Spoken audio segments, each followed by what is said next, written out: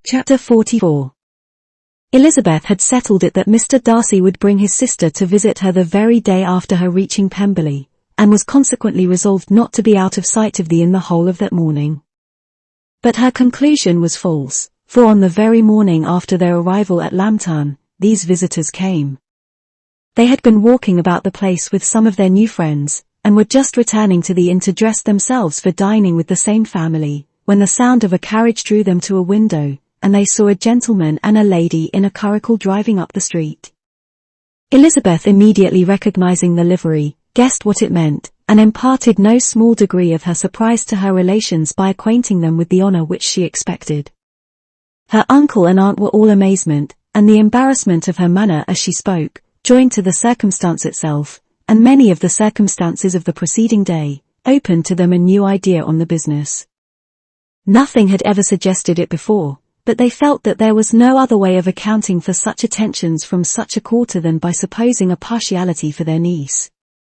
While these newly born notions were passing in their heads, the perturbation of Elizabeth's feelings was at every moment increasing. She was quite amazed at her own discomposure, but amongst other causes of disquiet, she dreaded lest the partiality of the brother should have said too much in her favour, and, more than commonly anxious to please, she naturally suspected that every power of pleasing would fail her. She retreated from the window, fearful of being seen, and as she walked up and down the room, endeavouring to compose herself, saw such looks of inquiring surprise in her uncle and aunt as made everything worse. Miss Darcy and her brother appeared, and this formidable introduction took place. With astonishment did Elizabeth see that her new acquaintance was at least as much embarrassed as herself. Since her being at Lambton, she had heard that Miss Darcy was exceedingly proud, but the observation of a very few minutes convinced her that she was only exceedingly shy. She found it difficult to obtain even a word from her beyond a monosyllable. Miss Darcy was tall, and on a larger scale than Elizabeth, and, though little more than 16, her figure was formed, and her appearance womanly and graceful. She was less handsome than her brother, but there was sense and good humour in her face, and her manners were perfectly unassuming and gentle.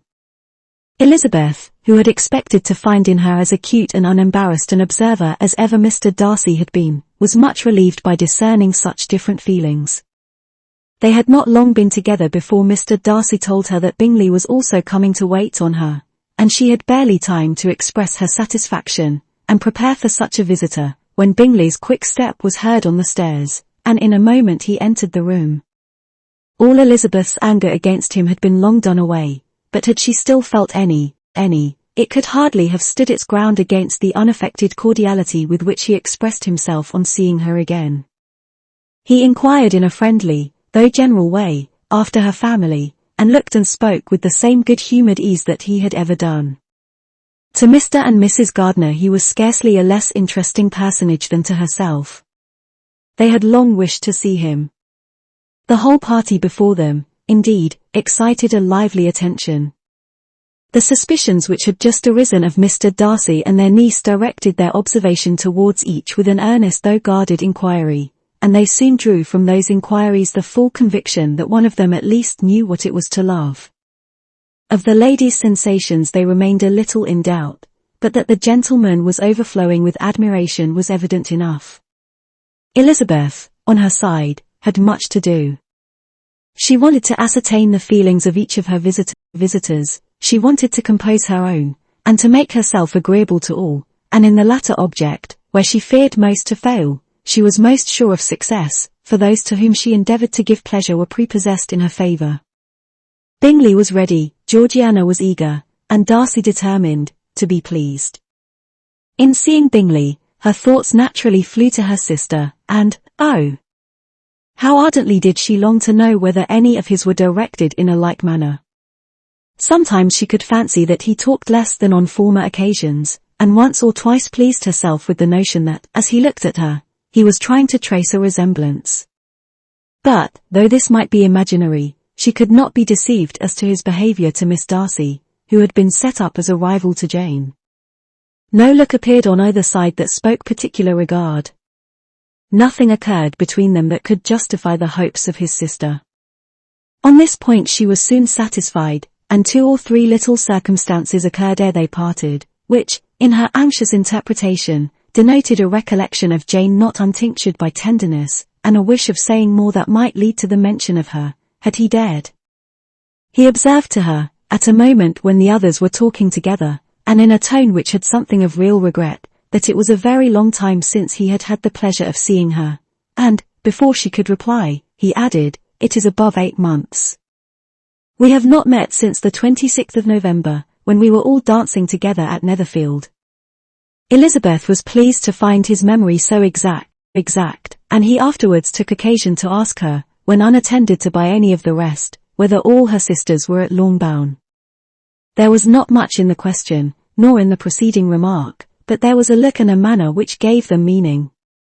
It was not often that she could turn her eyes on Mr. Darcy himself, but, whenever she did catch a glimpse, she saw an expression of general complaisance, and in all that he said she heard an accent so removed from hauteur or disdain of his companions, as convinced her that the improvement of manners which she had yesterday witnessed, however temporary its existence might prove, had at least outlived one day. When she saw him thus seeking the acquaintance and courting the good opinion of people with whom any intercourse a few months ago would have been a disgrace, when she saw him thus civil, not only to herself, but to the very relations whom he had openly disdained, and recollected their last lively scene in Hunsford Parsonage, the change was so great, and struck so forcibly on her mind, that she could hardly restrain her astonishment from being visible. Never, even in the company of his dear friends at Netherfield, or his dignified relations at Rosings, had she seen him so desirous to please, so free from self-consequence or unbending reserve, as now, when no importance could result from the success of his endeavours, and when even the acquaintance of those to whom his attentions were addressed would draw down the ridicule and censure of the ladies both of Netherfield and Rosings. Their visitors stayed with them above half an hour, and when they arose to depart, Mr. Darcy called on his sister to join him in expressing their wish of seeing Mr. and Mrs. Gardiner, and Miss Bennet, to dinner at Pemberley, before they left the country. Miss Darcy, though with a diffidence which marked her little in the habit of giving invitations, readily obeyed. Mrs. Gardiner looked at her niece, desirous of knowing how she, whom the invitation most concerned, felt disposed as to its acceptance, but Elizabeth had turned away her head.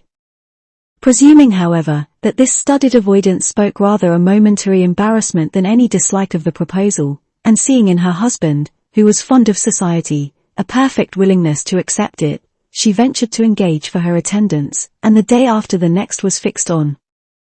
Bingley expressed great pleasure in the certainty of seeing Elizabeth again, having still a great deal to say to her, and many inquiries to make after all their Hertfordshire friends. Elizabeth, construing all this into a wish of hearing her speak of her sister, was pleased, and on this account, as well as some others, found herself, when their visitors left them, capable of considering the last half-hour with some satisfaction, though while it was passing, the enjoyment of it had been little. Eager to be alone, and fearful of inquiries or hints from her uncle and aunt, she stayed with them only long enough to hear their favourable opinion of Bingley, and then hurried away to dress. But she had no reason to fear Mr. and Mrs. Gardiner's curiosity. It was not their wish to force her communication. It was evident that she was much better acquainted with Mr. Darcy than they had before any idea of. It was evident that he was very much in love with her. They saw much to interest, but nothing to justify inquiry.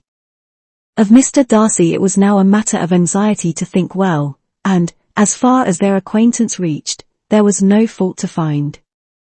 They could not be untouched by his politeness, and had they drawn his character from their own feelings and his servant's report, without any reference to any other account, the circle in Hertfordshire to which he was known would not have recognised it for Mr. Darcy. There was now an interest, however, in believing the housekeeper, and they soon became sensible that the authority of a servant who had known him since he was 4 years old, and whose own manners indicated respectability, was not to be hastily rejected. Neither had anything occurred in the intelligence of their Lambton friends that could materially lessen its weight. They had nothing to accuse him of but pride he probably had, and if not, it would certainly be imputed by the inhabitants of a small market town where the family did not visit. It was acknowledged, however, that he was a liberal man, and did much good among the poor. With respect to Wickham, the travellers soon found that he was not held there in much estimation, for though the chief of his concerns with the son of his patron were imperfectly understood, it was yet a well-known fact that, on his quitting Derbyshire, he had left many debts behind him, which Mr. Darcy afterwards discharged. As for Elizabeth, her thoughts were at Pemberley this evening more than the last, and the evening, though as it passed it seemed long, was not long enough to determine her feelings towards one in that mansion, and she lay awake 2 whole hours endeavouring to make them out.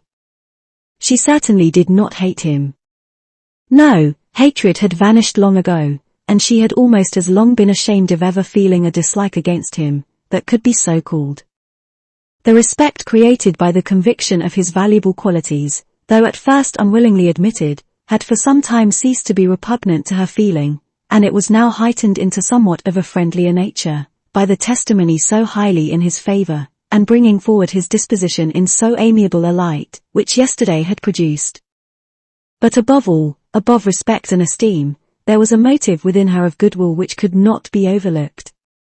It was gratitude, not merely for having once loved her, but for loving her still well enough to forgive all the petulance and acrimony of her manner in rejecting him, and all the unjust accusations accompanying her rejection. He who, she had been persuaded, would avoid her as his greatest enemy, seemed, on this accidental meeting, most eager to preserve the acquaintance, and without any indelicate display of regard, or any peculiarity of manner, where their 2 selves only were concerned, was soliciting the good opinion of her friends, and bent on making her known to his sister. Such a change in a man of so much pride exciting not only astonishment but gratitude, for to love, ardent love, it must be attributed, and as such its impression on her was of a sort to be encouraged, as by no means unpleasing, though it could not be exactly defined. She respected, she esteemed, she was grateful to him, she felt a real interest in his welfare, and she only wanted to know how far she wished that welfare to depend upon herself, and how far it would be for the happiness of both that she should employ the power, which her fancy told her she still possessed, of bringing on her the renewal of his addresses. It had been settled in the evening between the aunt and the niece, that such a striking civility as Miss Darcy's in coming to see them on the very day of her arrival at Pemberley, for she had reached it only to a late breakfast, ought to be imitated, though it could not be equalled, by some exertion of politeness on their side, and, consequently, that it would be highly expedient to wait on her at Pemberley the following morning. They were, therefore, to go. Elizabeth was pleased, though when she asked herself the reason, she had very little to say in reply. Mr. Gardiner left them soon after breakfast. The fishing scheme had been renewed the day before, and a positive engagement made of his meeting some of the gentlemen at Pemberley before noon.